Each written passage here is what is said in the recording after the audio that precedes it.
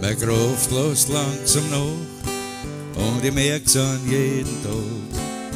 Eine grosse Reise hab ich noch vor mir.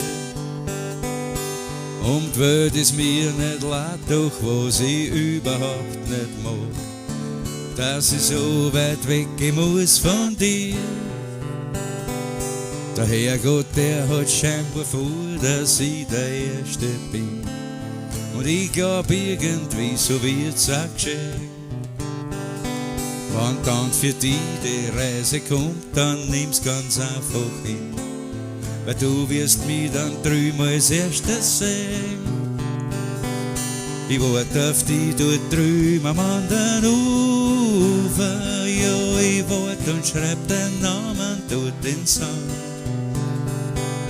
Und wenn ich dich dann kommen seh, steh ich auf und wink, renn dir entgegen durchs flache Wasser und nimm dich bei der Hand. Es dauert das ganze Leben, dass man verdient die Überfuhr. Man wird müde und blind dabei, wie es halt so ist. Bis du dann kommst, rast ich mich aus und lass die Augen zu. Dann mach ich's auf und sieh das Paradies.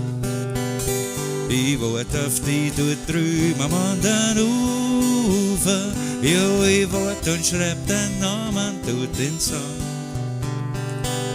Und wenn ich dich dann kommen seh, steh ich auf und wink, renn dir entgegen durchs flache Wasser und nimm dich bei der Hand.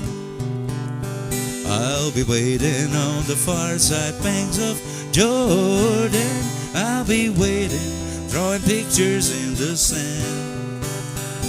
And when I see you coming, I'll rise up with a shout and come running through the shallow waters, reaching for your hand.